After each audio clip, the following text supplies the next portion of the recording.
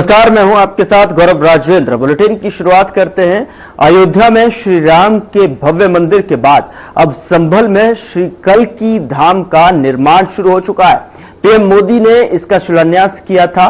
कल्की पीठाधीश्वर आचार्य प्रमोद कृष्णम का और कल्की भक्तों का अब सपना साकार होने जा रहा है। कल्की धाम के निर्माण में लगातार लोग शिलादान महायज्ञ में भाग ले रहे हैं। आचार्य प्रमोद कृष्णम ने बताया कि श्री कल्की महोत्सव 2025 इस बार बहुत भव्य रूप से आयोजित होगा। उन्होंने बताया कि विश्व में पहली बार श्री कल्की पुराण पर आधारित श्री कल्की कथा श्री कल्की धाम में 1 दिसंबर से 7 दिसंबर तक आयोजित हो रही है। कथा व्यास अनंत श्री विभूषित जगत गुरु रामानंदाचार्य तुलसी पीठाधीश्वर श्री स्वामी रामभद्राचार्य जी महाराज कल्की धाम में पधार रहे हैं। उन्होंने कहा कि श्री कल्की कथा विश्व में पहली बार हो रही है।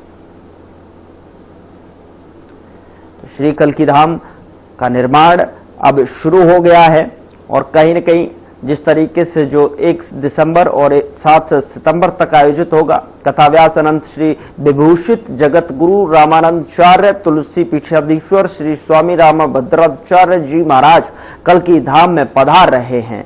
उन्होंने कहा कि श्री कल्की कथा विश्व में पहली बार हो रही है। उधर मोहनलालगंज संसदीय क्षेत्र के अंतर्गत मंगलवार को विभिन्न विद्यालयों के खिलाड़ियों के बीच राज्यसभा सांसद डॉक्टर दिनेश शर्मा द्वारा स्थानीय केडी सिंह बाबू स्टेडियम और बख्शी का तालाब इंटर कॉलेज में आयोजित सांसद खेल महोत्सव के अंतर्गत भारी संख्या में खेल प्रतियोगिताओं का आयोजन किया गया। रस्साकशी, खो खो, कबड्डी, दौड़ प्रतियोगिता के साथ साथ फुटबॉल प्रतियोगिता का भी आयोजन किया गया। ग्रामीण क्षेत्रों से प्रतिभागियों का उत्साह देखने को बनता था। खेल प्रतियोगिताओं के दौरान साई सेंटर स्पोर्ट्स कॉलेज और केडी सिंह बाबू स्टेडियम के कोच और रेफरी खिलाड़ियों का उत्साह बढ़ा रहे थे। इस अवसर पर डॉक्टर दिनेश शर्मा पूर्व उप मुख्यमंत्री के साथ दूसरे दिग्गजों ने भी खिलाड़ियों के साथ में प्रतियोगिता में सम्मिलित होकर शुरुआत की। डॉक्टर दिनेश शर्मा ने प्रतियोगिता में सम्मिलित खिलाड़ियों को संबोधित करते हुए कहा कि प्रधानमंत्री नरेंद्र मोदी के आह्वान पर 29 सितंबर से लेकर 29 दिसंबर तक पूरे देश में खेल आयोजन हो रहा है। मोहनलालगंज संसदीय क्षेत्र लखनऊ में अभी तक सभी विधानसभा में 1.5 दर्जन से अधिक जगहों पर खेल प्रतियोगिताएं आयोजित की जा चुकी हैं।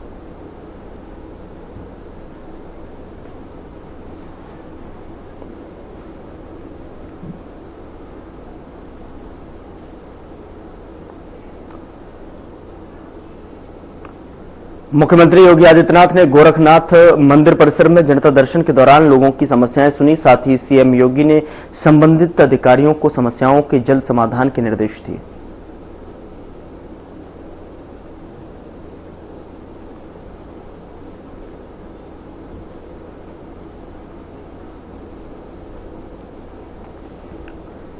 मुख्यमंत्री योगी आदित्यनाथ ने मंगलवार को विशेष गहन पुनरीक्षण यानी कि एसआईआर अभियान के तहत में अपना एसआईआर प्रपत्र भरकर संबंधित अधिकारियों को सौंप दिया और इसके साथ ही प्रदेश में मतदाता सूची के कार्य को गति देने के निर्देश भी दिए। मुख्यमंत्री ने कहा कि प्रत्येक पात्र नागरिक को का नाम मतदाता सूची में शामिल होना लोकतंत्र की मजबूती के लिए महत्वपूर्ण है। उन्होंने अधिकारियों को पुनरीक्षण कार्यक्रम में पारदर्शिता और समयबद्धता सुनिश्चित करने के निर्देश दिए।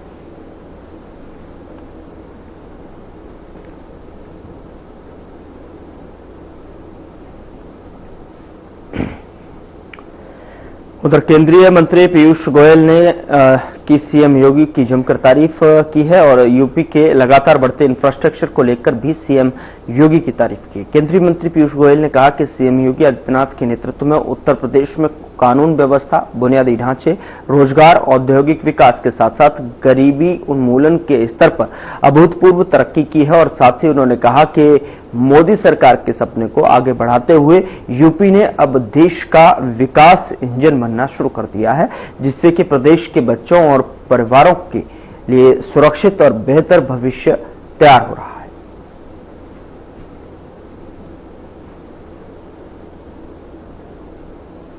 To business, Chief Minister Yogi Adityanath, under the guidance of Prime Minister Modi, has completely transformed Uttar Pradesh. He's made it a place to do business in. He's brought in law and order of the highest level. Infrastructure is world class. The people there are charged. They want to make a better future for their children, for their families. and the state has a very, very bright future. Thank you. Chief Minister Yogi Adityanath, under the guidance of Prime Minister Modi, has completed. प्रधानमंत्री नरेंद्र मोदी को घाना के राष्ट्रीय सम्मान the officer of the order of the star of घाना से सम्मानित किया गया। यह सम्मान स्वीकार करने के दौरान पीएम मोदी ने क्या कुछ कहा, आइए आपको सुनाते हैं। मोदी जी द्वारा घाना के राष्ट्रीय award the officer of the order of the star of घाना से सम्मानित किया जाना मेरे लिए अत्यंत गर्व और सम्मान की बात है। मैं राष्ट्रपति महामाजी, घाना सरकार और घाना के लोगों का हृदय से आभार प्रकट करता हूं। मैं इस सम्मान को 140 करोड़ भारतीयों की ओर से विनम्रता के साथ स्वीकार करता हूं। यह सम्मान मैं हमारे युवाओं की आकांक्षाओं को, उनके उज्जवल भविष्य को, हमारी समृद्ध सांस्कृतिक विविधता और परंपराओं को और भारत घाना के ऐतिहासिक संबंधों को समर्पित करता हूं।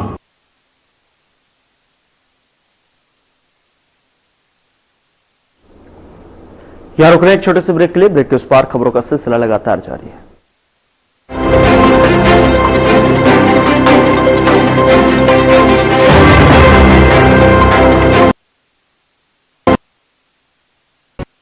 विकसित भारत का विकसित उत्तर प्रदेश। क्या आप चाहते हैं कि कृषि क्षेत्र में नवाचार और पशुधन की समृद्धि से बढ़े अन्नदाता की आमदनी? गांव गांव तक पहुंचे चौड़ी सड़कें, हवाई यात्रा के लिए किसान की जेब में हो पैसे, विश्व स्तरीय शिक्षा और वर्ल्ड क्लास इलाज, बढ़े उद्योग, रोजगार, नौकरी और अपना व्यापार, रिन्यूएबल और ग्रीन एनर्जी हो यूपी में फुल, ताकि कभी न हो बत्ती गुल। डीप टेक, एआई और इलेक्ट्रॉनिक संसाधनों का बिछे जाल, सांस्कृतिक धरोहर का पुनर्जागरण और गौरव काल। क्या आप चाहते हैं ऐसा उत्तर प्रदेश? अगर हाँ तो उठाइए मोबाइल, क्यूआर कोड को स्कैन करें और पोर्टल samarthuttarpradesh.up.gov.in पर लिखकर या बोलकर दर्ज कराएं सुझाव। आपके सुझाव से बनेगा विकसित यूपी का रोड मैप और मूल्यवान सुझाव देने वाले किए जाएंगे सम्मानित, क्योंकि आपकी राय विकसित यूपी बनाए। हर रोज हो जाता हूँ लेट, साफ नहीं होता है मेरा पेट। अब भी मजा आएगा ना वीडियो। पेट दफा, रोग दफा, सबको पता, तुझको नहीं क्यों पता? अबे खोजू, अच्छा इंडिया को मालूम है। पेट दबा और रोग दबा। लोग सेहत बनाने के लिए क्या क्या नहीं करते। जिम जाते हैं, कसरत करते हैं, काजू बादाम प्रोटीन के डिब्बे तक घोल घोल कर पीते हैं, फिर भी उनकी सेहत नहीं बनती, क्योंकि उनका पाचन तंत्र खराब है। और जब तक के पाचन तंत्र दुरुस्त नहीं होगा, वो जितना मर्जी अच्छे से अच्छा खा ले, उनकी सेहत नहीं बन सकती।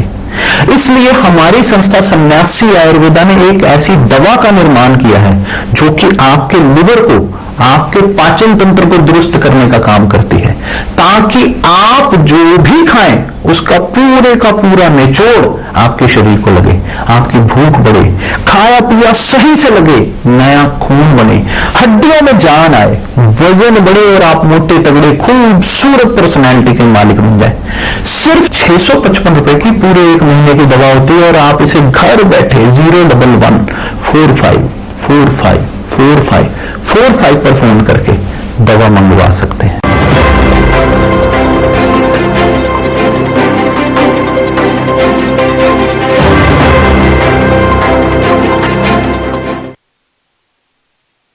ब्रेक के बाद स्वागत है आपका। खबरों में आगे बढ़ते हैं। गोरखपुर में क्षेत्रीय विधि विज्ञान प्रयोगशाला के नवीन उच्चीकृत भवन G+6 का लोकार्पण किया गया। इस कार्यक्रम में मुख्यमंत्री योगी आदित्यनाथ शामिल हुए। उन्होंने कार्यक्रम को संबोधित करते हुए कहा कि उत्तर प्रदेश में 75 जिले हैं।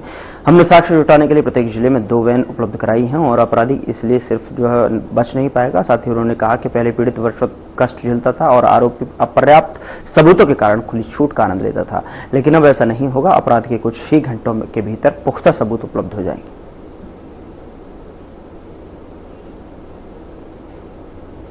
आज यह पूर्वी उत्तर प्रदेश के लोगों को विधि विज्ञान प्रयोगशाला की एक नई सौगात प्राप्त हो रही है। इसकी उपयोगिता क्या है, यह आपने अभी हमारे पूर्व वक्ताओं के मुंह से सुना भी है। मुख्य रूप से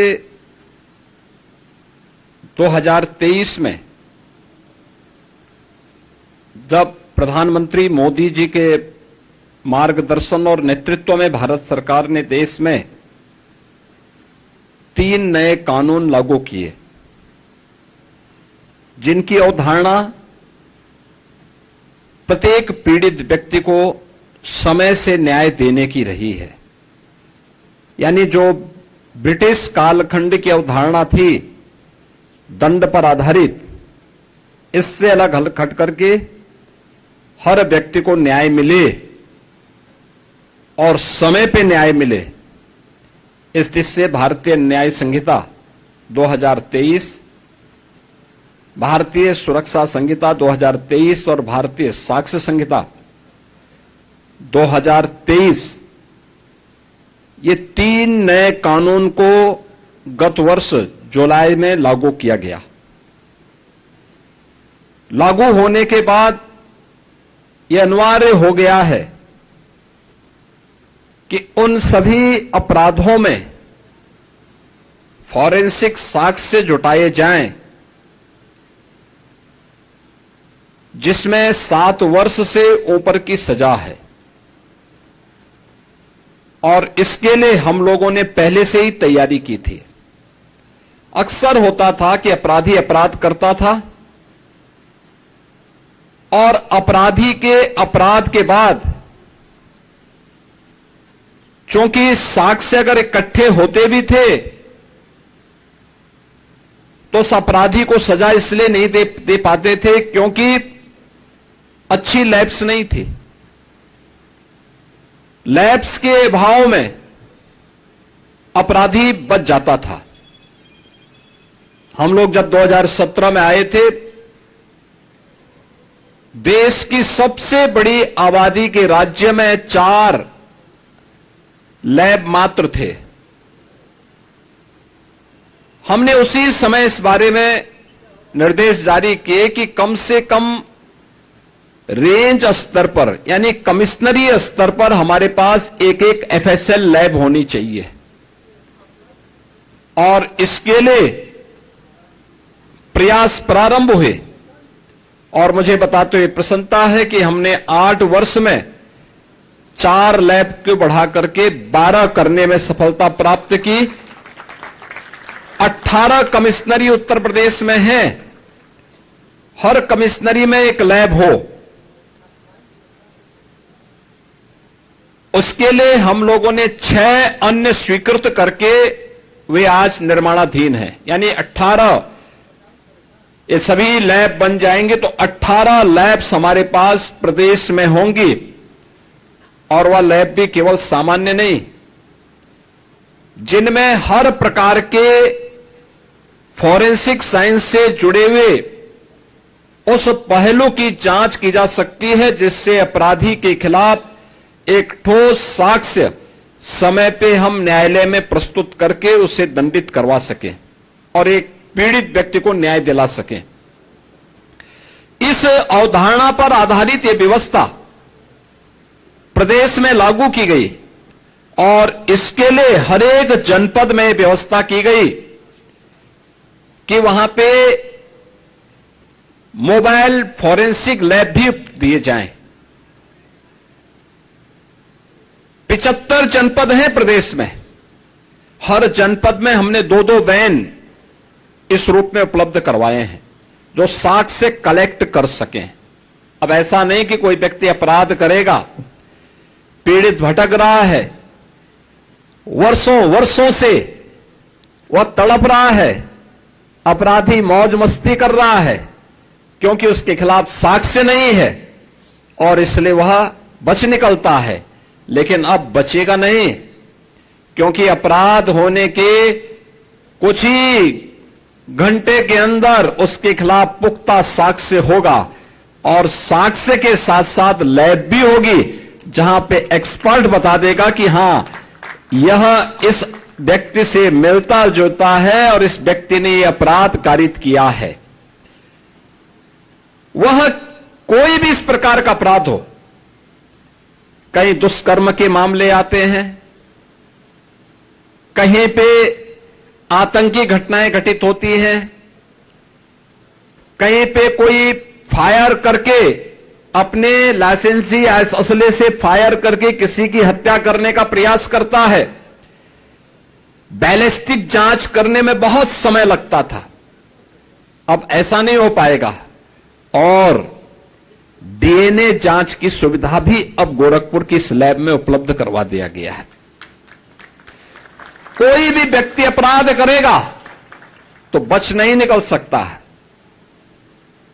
और इन सबको जोड़ने के लिए उत्तर प्रदेश के युवाओं को इसके माध्यम से अधिक रोजगार प्राप्त हो सके, हम लोगों ने प्रदेश में लखनऊ में यूपी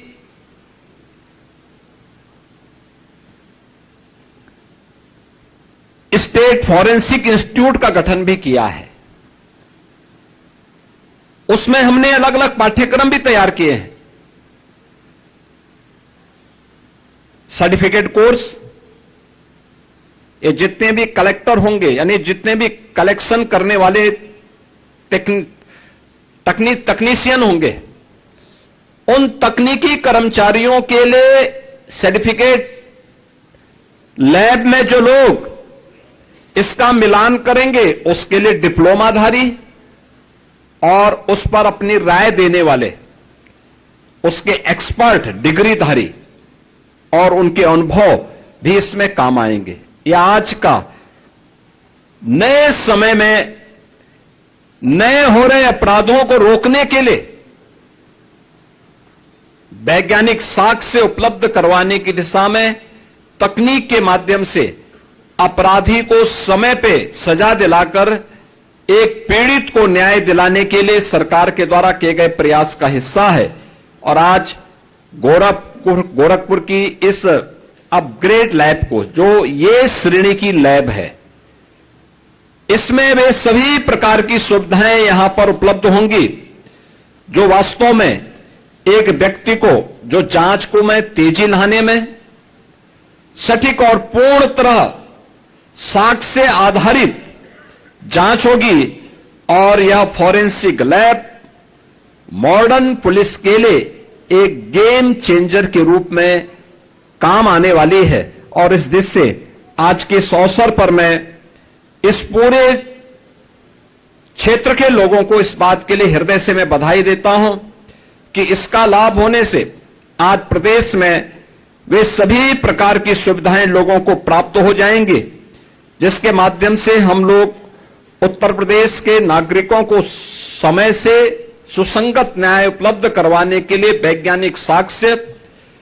उपलब्ध करवा करके माननीय न्यायालय के माध्यम से अपराधी को समय पे सजा दिला सकें। उत्तर प्रदेश में state institute of forensic sciences जो लखनऊ में हम लोगों ने बनाया है, एक अत्याधुनिक इंस्टीट्यूट है और उसमें हम लोगों ने जो सुविधाएं उपलब्ध करवाई हैं उसमें एडवांस डीएनए डायग्नोस्टिक सेंटर की स्थापना की है, वर्ल्ड क्लास डीएनए लैब्स की स्थापना की है, AI drone and robotic labs वहां पर हम लोगों ने उपलब्ध करवाए हैं और जो नैनो ड्रोन से लेकर के 40 किलो वजनी ड्रोन को ले जाने की सामर्थ्य के लिए भी उस प्रकार के कार्यक्रम वहां पर हम लोगों के द्वारा संचालित किए गए हैं और इसे हम लोगों ने अभी हाल ही में पाठ्यक्रम उसका प्रारंभ कर दिया है। वहां पर तेजी के साथ ये सभी कार्य आगे बढ़ रहे हैं।